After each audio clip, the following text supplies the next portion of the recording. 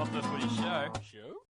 They've beaten the Broncos 30 points to 12. Which is bad news for people like this man. Sir, how does it feel knowing that no one is coming to save you? I'm trying to stay in the present. I've got a 5-year deal here. Yeah, I think I'm the right person to try and bring this group through, but Paul White is CEO thinks otherwise, and then they'll tell me. But it's like you guys, I'm sure you're not looking over your shoulder for your own jobs. I'm not looking over my shoulder. I'm trying to work as hard as I can. I'll get up and go again in the morning. Once again, crisis has brought out the best in us. Not The Footy Show. I've got a 5-year deal here. G'day everyone, welcome to episode 218 of Not The Footy Show. I'm Warrick Nicolson, and I'm joined once again by the incomparable Mr. Robb Cox. Here we are again, mate. How good is this? This has been every week for the last few. We've actually been somewhat consistent. I was trying to do a very serious introduction there because we have serious things to talk about tonight, mate. Yep. Supercoach Seibold, he's opened the show with a pretty impressive interview. I must admit, I gave the interview, but his answers, they were on point. They were consistent, Cocksmith. I think it's pretty clear that he may, well, I don't know. Am I putting words in his mouth when I'm saying he's got a 5-year deal? He's got a 5-year deal, mate. Oh, okay, sorry. He does. A 5-year deal, so it's a 5-year plan. It's a multi-year contract. It's even more than a multi-year contract, because multi-year I would say was like 2 or 3. But what's a 5-year deal? I mean, what's a good word for a 5-year deal? I've got a 5-year deal here. $4 million. Is that all he should? Why didn't he go for the 5 by 5? I'm very disappointed in old Supercoach Seibold. Yeah, no, he couldn't even not even he could justify that, mate. He was only a 1-year coach, first-year coach. He's a rookie, and they signed him to 5 years. Who's got egg on their face now? What? I didn't hear anything then. I just must have cut out. Mate, we have to talk about the Broncos, Supercoach Seibold. We did discuss this weeks ago after the 59-0 debacle when all those amazing players that the Broncos have recruited either didn't play well or just didn't play, or were the youngest team we've ever seen, et cetera, et cetera. I think the team's got younger since that day. Yep. But we have a resulting situation that is the Broncos 2-0 world beaters at the start of the year. Now they're 0-5 since the resumption, as predicted on Not The Footy Show, just quietly. I know you want to launch into the Broncos themselves and the way that organisation has been put together / decisions that have been made, etc. But I wanted to focus on Supercoach Seibold just to start with. Now, I sat through his 12-minute interview after the Broncos-Titans game. Hand on heart, didn't watch that game. Can't imagine many people did, apart from the 200 people that got into the stands, or the 2,000 people that got into the stands and then booed the Broncos off the field. But it was... Look, he sounds like he's being fair dinkum in that he's trying to offer something, but he keeps running back to we're beating ourselves, we lost 59-0 and we're beating ourselves. He may not have mentioned that other little bit in there, but I'm just at the point where I'm going, he doesn't sound like he's got a solution. And this is going to lead me to the word or the attribute that he just doesn't have, and that's experience. He may have been an assistant coach in many places and been part of premiership winning teams, but he has, his 3rd year in charge of a NRL team. I mean, he actually admitted in the press conference, it's the first time I've lost 5 games as a head coach. Experience. How do you deal with this? It's a big problem for Supercoach Seibold, and I don't think he can head overseas back to Harvard to find the answer. No, I wonder if he was ever part of any team that had 5 losses on the trot. To be honest, and I'm not being. He mentioned the in the Queensland Cup he's lost 5 in a row apparently before. Okay, pressure is probably a little different, there. But look, like I just kind of alluded to, mate. They signed a rookie coach with a fairly young roster that has been well documented about their young roster, and no coaching director. This was nearly always going to be a little bit of a debacle to expect, Seibold to come in after 1 year. Look, I saw hiccups in I saw a chink in his armour when he was coaching Souths and they played that final against the Roosters and had absolutely nothing. Yep. They were firing blanks. There wasn't really a game plan to win that game. I mentioned that to you then, and Yep. I'm not trying to big note myself. I mean, Seibold's achieved more in league than I ever have or will, but I think what happened is when they signed Seibold, they didn't know everything about him because nobody knew much about him because he'd only coached for 1 year. So to get a 5-year deal worth reportedly $800,000 must have been like winning the lotto for Seibold, and no one can blame him for taking that deal. Same as nobody can blame players like Milford for taking $1 million deals and then playing like $10 players, you know. And that's a quote from I think Tallis might have said it this week, or I shouldn't say that. Someone said it. From the Broncos. Someone allegedly said it. Yep. Greg Dowling said that he hasn't done anything since he signed the $1 million contract per year. Anyway, I don't know if Seibold doesn't have the answers. Clearly, he doesn't have the experience that goes along with possibly having those answers. You know, I think it's a mess. I think Ben Eichen said something on 360 today or yesterday about the list management of the Broncos is disgusting. That was his words. They were his words. Well, that was his word. Disgusting. And when you do grab a fine tooth comb and go through their roster, he's not far off wrong. Is he? To be honest. Well, no. Well, I think he's pretty right. It's not a very balanced side. No, tell me who's the experience in the side. But that's the decision that they made. I'm not saying. Okay, so it doesn't mean that they're poor, and that's the. So there's a difference. Their list management is poor. They've got no experience. Do you have to have experience if you're building? I'm playing devil's advocate here. It's important that I say that before it sounds like I'm pro Brisbane. But you get to the end of a period, and look, they accelerated the end of Wayne Bennett, and look, Benny's come out and given an educated opinion on the Broncos just today after last week, saying I don't want to give an educated opinion. So I do feel for that 7 journalists last week who asked that question, because he's delivered in about 7,000 barrels tonight. But essentially, he has listed all the rep players that are currently on the Broncos roster. And I know what you're saying around, experience, and that's what Eichen's alluding to, and why do you let Josh Maguire go and Matt Gillette retires? Well, Matt Gillette retired. I mean, they probably didn't anticipate him not to be there at the moment. And you throw him into their real issue spot, which is edge back row, where that has just exposed Croft and Milford massively on the edges.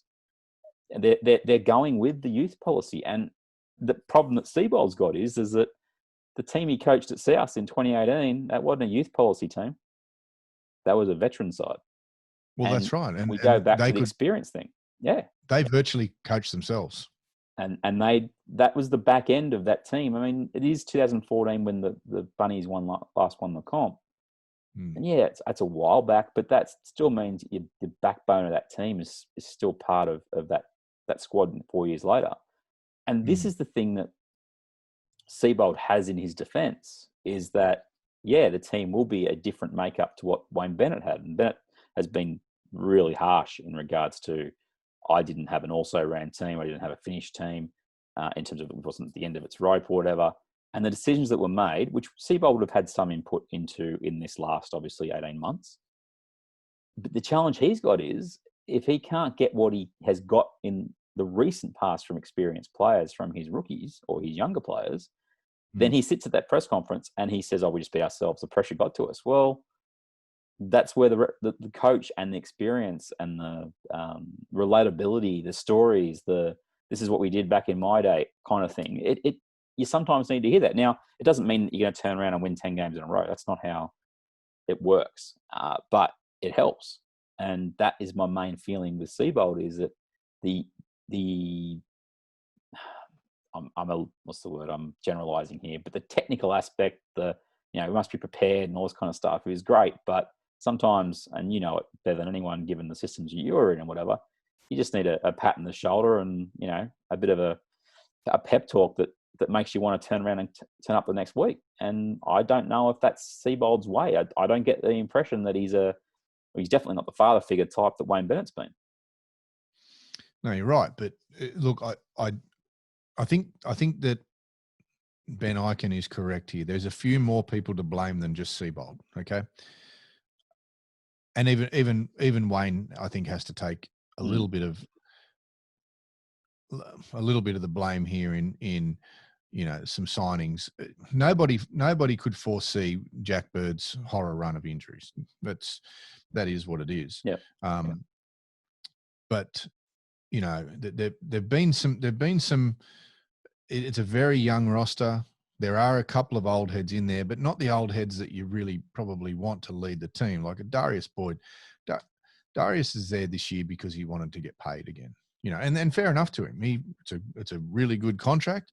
He wanted to get paid, and there are maybe other players in the competition that would have just said, "Yep, my time's up. I'm gonna chuff off. I'm not playing the best that I'm not playing worth $800,000 a year." But they signed him to that, so he's getting them to stick to it. But there's a few things that just aren't right about the Broncos, and I think the major one at the moment that we're kind of all jumping up and down about is the coach, and it, rightly or wrongly, it lands on the coach. It always does. Players miss tackles. People have shockers. They don't really remember that. They remember who was coaching when they lost. Okay. And it really is up to the coach to get the team to buy in and to put in every week. And if they don't, and if they can't win the dressing room, so to speak, then, it's either time for the players to go or the coach to go. We've discussed this before. It's a lot cheaper to get rid of a coach. And maybe unless he's on a 5-year deal. Did we mention that he's in a 5-year deal? Well, and that also depends if he's got a performance, what's it called? A performance contract clause in his contract, and he needs to perform, or the team needs to perform. Who knows if he's got that or not? Lockyer says no. I'd say they'd be stupid to sign any coach, whether it be a rookie coach or an old hard head coach, on a 5-year deal without a performance clause. Well, they wanted him pretty badly. Remember, that's the crux of why Wayne Bennett's so annoyed, is that they turfed him really fast to get Seibold. Interestingly enough, I mean, poor old Kevy Walters has been overlooked a number of times, and he put his hand up today to help him. But now it looks like the Broncos are making overtures towards Carney Kearney with a 31% with a 31% win record as a head coach. There's a stench of desperation in the air up around Red Hill in Brisbane. And I think players can pick up on that. Fans can definitely pick up on it. I think they're in a bit of a mess up there, and it's not just because of the 5 games. Teams can go through that. You're losing 5 games, but very rarely do the Broncos.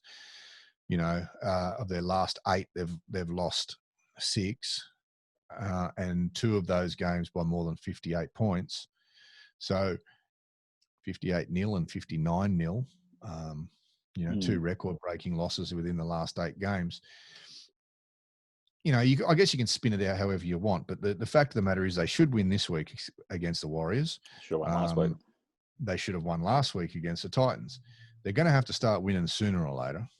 But what changes they're going to need to make to get to those wins, they can only make so many changes on the field.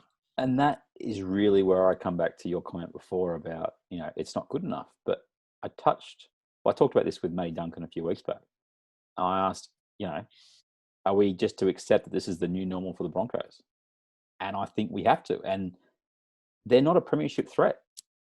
And I know someone, I think it was a Telegraph, tweeted today, immortal Andrew Johns claimed that they win the comp last year and all this sort of stuff. And because of the exposure they get and the fact that the Broncos and the rest of it, our expectations might be a little high. And I go back to this list management you're talking about. This is where they're at. And sometimes these decisions, and until we see categorically this is what player A gets, player B gets, player C gets, plus your third-party deals and whatever. But to secure a guy like Payne Haas, they just paid through the nose before he played first grade game, if I recall. Yep. Those kind of decisions are the reasons that the Josh Maguires leave and then the players of that ilk move on. So, you wouldn't, they still had the Matt Gillett's, they still had the Josh Maguires. Who else have they let go in the last couple? McCulloch, which was a decision this year. That wasn't even a decision 12 months ago. They thought Turpin was the guy. But even if you add those 3 players, is there anybody else you can think of that they desperately should still have from the last 18 months? Okay, well, I'm just I'm just looking into the future a little bit here. Looks like they could very well have possibly lost Fafita, even after saving his ass. Oh, you know, well, no, that was just a change of heart from a Bali individual, national. Yeah, but even after all of that, this is my point. They don't usually lose players. The Broncos get who they want, and they keep players for unders. They've got a history of doing that. And the reason why they kept those players for unders was because of their on-field success. That, like you alluded to, Matty, may be very much changing right now, and probably has already changed to the point where the damage may already be done, and now they're going to have to pay overs to get players. To be middle of the road. That's the other part of it. They could go out and sign your equivalent players of the Gillett's and the Maguires and whatevers, and be middle of the road. And do you think they've started to pay overs when even Bennett was there? I mean, I looked at them when they signed Jack Bird, allegedly for $1 million a year, or if not, then close enough to call it $1 million. Jack Bird was not $1 million a year player. I agree completely. He was overrated even the year they won the comp. He played really well the year they won the comp, but people lost their minds about him that year. Yeah, but think about Bennett's situation. I'm not defending Bennett here. I'm just looking at his situation. He had a deal till the end of 2019, all right? Do you not think that he tried to move everything to prove that he could win another comp at Brisbane? Which means you sign players on overs. It means you could try and get another year out of Matt Gillett. You try and get another year out of Josh Maguire. Like, you do everything you can. And you don't care about 2020 and 2021. Yet at the same time, he also signed Payne Haas. He also brought in David Fafita. It's such a mix that you got to get right. And our next topic is the whole John Bateman, Ricky Stewart presser today. But these are the things. Nothing is a guarantee in rugby league. And look, we are the kings that we're sitting at home. We're just talking about footy like we always do. And sometimes you'll get a reasoned opinion. Other times you'll know that we're just talking out our rear ends. But when you take it to the next level, which is your NRL 360s and the footy shows and the like, well, they're paid to give an opinion. And the biggest problem that I have with the way that they do give their opinion is it's dealing in absolutes. It's like, well, if they'd done this, they would have won the comp. No, they wouldn't have. Well, you never know. You never know, do you? It's garbage. So but again, Ben Ikin can be sitting there. Sorry, just 2 seconds. Ben Ikin can be sitting there and saying their list manager's poor. But can he honestly, hand on heart, say that if he'd been in charge of the Broncos in 2018 when Wayne Bennett was still there, he wouldn't have greenlit the decisions that were made then? No, of course he can't. And look, he's in a different situation. But even if he wasn't related by marriage to Wayne Bennett, then I think you give the head coach all the rope that he needs, and especially when he's Wayne Bennett, with a track record like Wayne Bennett. He's been to a grand final 3 years earlier. Yeah, exactly. And he's won competitions kind of nearly everywhere he's been. Yeah, sorry, as you were saying before. No, mate, look, I think with the Broncos, I just think, and we should give Matty Duncan the right of reply in the next couple of weeks on this, because we know he's a mad Broncos man. But I think it's going to be a few years before they get out of this. And the reason why I say that is because of these big signings that they're lining up. These $1 million players, the Milfords, the Payne Haas, the Tavita Pangais, the Fafitas. If they get all their men on $1 million a year, they can't possibly win a competition. When you do the math, okay? Let's just say Brodie Croft has a great end of year. Let's just say he kills it, but they're not really winning games, but he's the star of the show. What's he going to want? He's going to want an upgrade. What's he on now? Who knows? 300? Maybe. He's going to want an upgrade because you'll have other clubs sniffing around. So if they get all of their men, how many blokes can you sign for $1 million a year before you hit that terminal velocity where you go, well, now we can only give all these other poor buggers $200,000 a year, or $100,000 a year. Geez, we need some $100,000ers. And especially if you're giving it to them before they've really, and I know even proven's not the right word, but they've just played a lot of football. because you're doing it all on potential. So there's a reason that Tavita Pangai Jr. got the money he got. And I've seen things that he does, and I go, that kid's a great player. But he's also spent half his career on the sideline because of suspension. Yeah. 100%. And you're like, if they're paying that money, and we'll get off the Broncos in a sec, people. But Seibold admitted in the press conference, I just got to give him some game time to get his match fitness up. That's why I'm playing for 80. Well, how many mistakes is he copping in as a result of that? And how many that's his decision. And I haven't got a problem with him making that decision. The problem that Seibold's got is all these decisions that he's made, particularly in this last 5 weeks post-COVID thing, they're amplified because they're the Broncos. Yeah. And he has to live with that. He has to live with that pressure. And right at the end of the press conference, and I think I'll include it at the end of this segment, but he pretty much got asked, what would you do if you got called into the boardroom and had to try and defend your job? And initially he answered it the right way. He said, well, I don't think that's going to happen. But the way that Seibold talks in a press conference, and he might talk in general, but he keeps going and going and going and finds a reason and finds this and finds that. He analyzes everything within his brain. And do you know what he did at the end of that response to that question that he wasn't going to answer? He went back to the boardroom. He answered it and said, this is what I do. And I'm just like, mate, you got to shut up. Just like we do on the segment because it's gone too long. You fight for your job here, Seibs, if the board call you in and say, why should we keep you here? Will you fight? Do you think you're the man to? Well, I don't think that, I don't think that would be the case with regards to them calling me in. If they make the decision that they don't think I'm the right person, I don't think, they'll be asking me for my opinion. Look, at the end of the day, I signed a long-term deal here. The last 5 weeks have been super challenging. But, I think my first 2 years as a coach, I was able to get sides to the playoffs. Last year we bowed out with a really poor performance in the playoff. After 7 rounds last year, we had won 2 games as well at this time last year, and we were able to make the playoffs. That's still our aim. There's 13 games to go, I think. So, our aim is to try and make the playoffs still, and we've probably got to win 8 of our next 13 games. So it's not impossible. It's not improbable. It is what it is. Hopefully we get some of those guys back that I said over the next couple of weeks, and if the board call me in and ask for an explanation, I'll give them some feedback, but I don't think that would happen. I think they would just make the decision.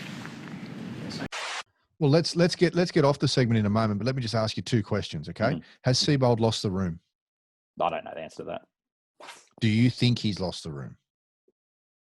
I don't know if he's got the talent in the room to be a contender that everyone thinks that they should be. Can they right the ship and, as he says, win 10 of their 20 games? Maybe, but they're not a premiership threat. And if that's the expectation at Red Hill, then they need their head red. Okay, last question. Where will they finish this year? I can't see them in the 8. They needed to win the game last week. You got to win those ones. Against the bottom 4 or 5, you got to win those games. So I still think they could finish as high as 9th. I'm going to put it there because I reckon the comp's average.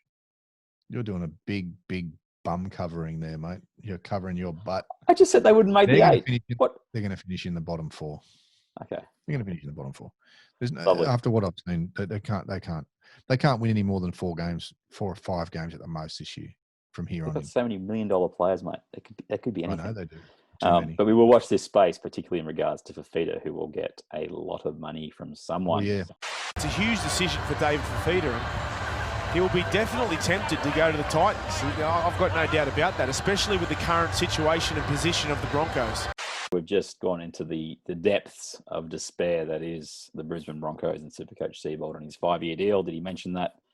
I'm not sure if he did. I've got a 5-year deal here. We never actually covered off whether they should have brought in Kenny Kearney or Kevy Walters. Do you reckon they should bring in either of them to help him out? He needs someone. He definitely needs someone. Okay, I don't know who it is. There's a bunch of NRL referees, coaches that are unemployed right now.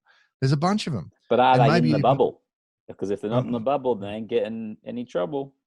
Yeah, but even some old player. I don't know, someone that's not just after a payday though, because that can happen too. I think they need somebody that can help him with experience, you know. Well, and I well think if you read the papers and the media, there's about 58 old boys who are willing to help, or at the very least get a quote in the paper and sound relevant again. That is probably the thing. That's probably the thing that I'd say has been the most telling about the Seibold tenure, is the way the old boys have got stuck in about the fact they're not welcome there anymore. If you want to speak about whether the Seibold's lost the room or not, can't comment on that. Has he lost the Broncos wider club? Absolutely. All right. Not the Footy Show.